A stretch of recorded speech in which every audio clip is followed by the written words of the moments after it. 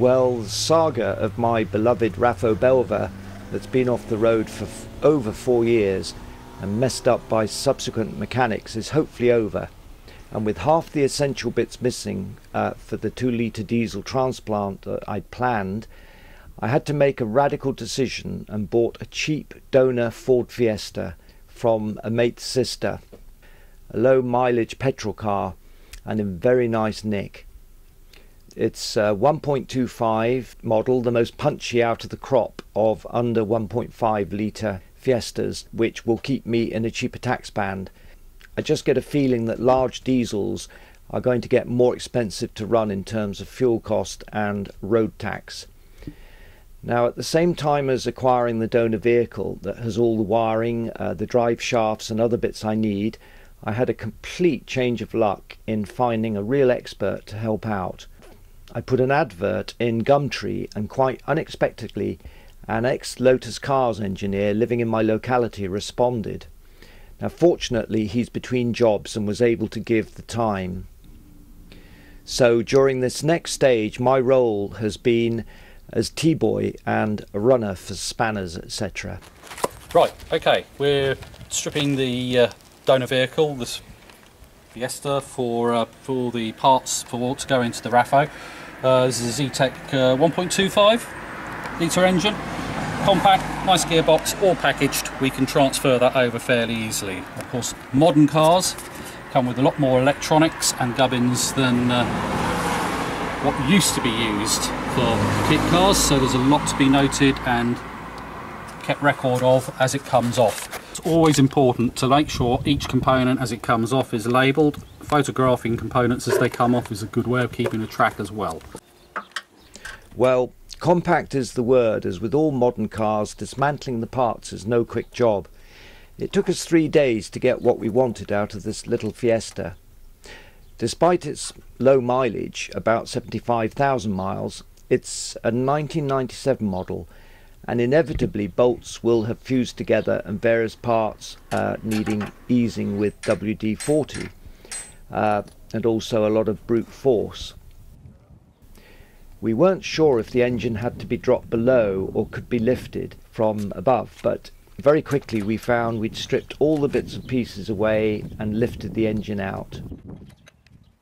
My Raffo Belva project was at long last beginning to be fun. Peter certainly knew what he was doing, although it had been a few years since he got his hands oily. I started at Lotus in, was it 1990? As a powertrain technician. I went in building and running engines for third-party clients, mainly General Motors in those days because they owned the place. And then from that I progressed to the role of a senior technician. I carried on in that role until I effectively became chairman of the staff.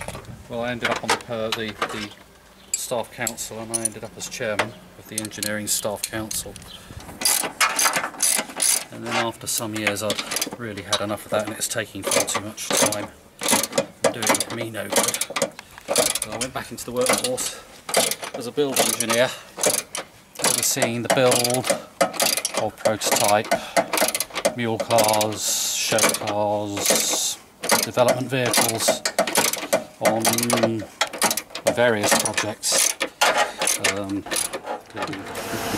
I looking as though I'm working? Oh, you're looking very much like you're working, Jeremy. Not a lily white hand kind of guy.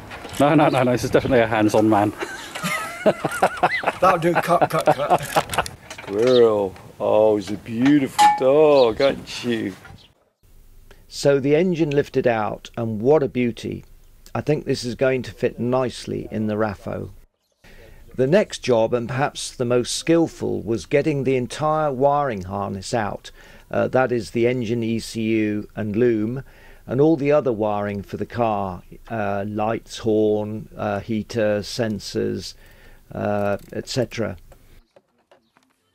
A real bonus of having Peter on board was also his foresight in extracting every conceivable bit from the donor car before I sent it off to the scrapyard. Peter's huge engineering experience was becoming evident in this stage of the Raffo project. Right, stripping the car for anything we can possibly make use of. Things like the seat belts. Now, front seat belts, because they have safety features such as pre-tensioners on them, probably will not adapt well to the kit car. The rears may be reusable, they may not, so we'll take them out now, and if we can use them we will.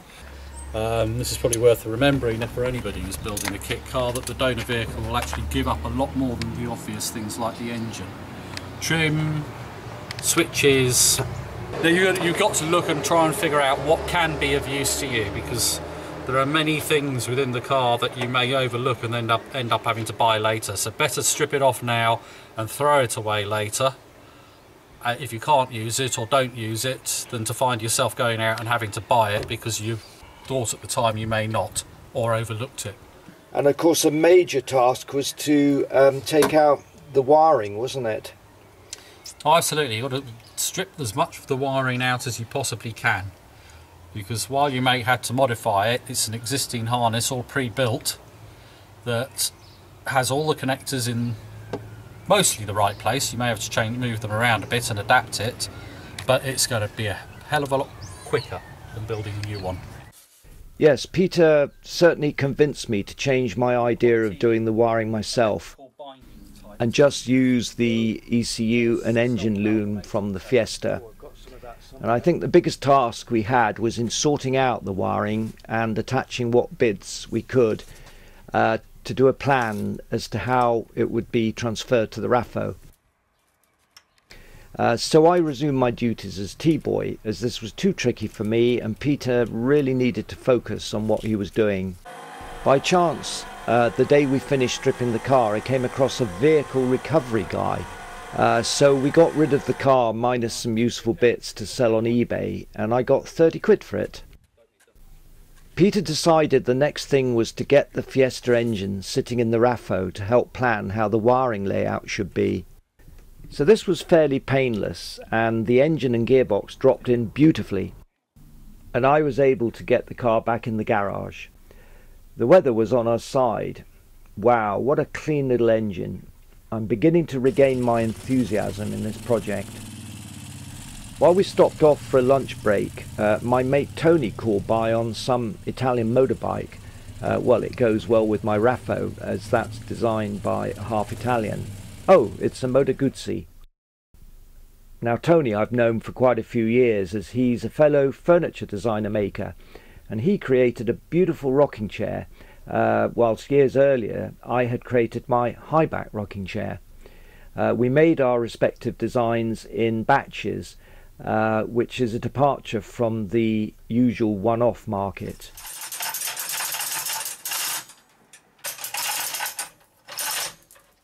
Just trying to get the centre of gravity so that it hangs square. Unlikely to get it perfect. Right, we've broken the harness down. Obviously this originally was that came out of a front engined car, and the engine is now in the rear of this one. Harness sits in modules, so we've taken the front module, which will sit in underneath the front clam now, which is the main relay box and fuse, separated that out, mount the ECU down in the front footwell somewhere, and we'll have to extend the engine harness all the way to the back, which will run down the sills. Okay, the project is back on course and progress is good. My plan is to get this car back on the road this year, so please keep tuned in.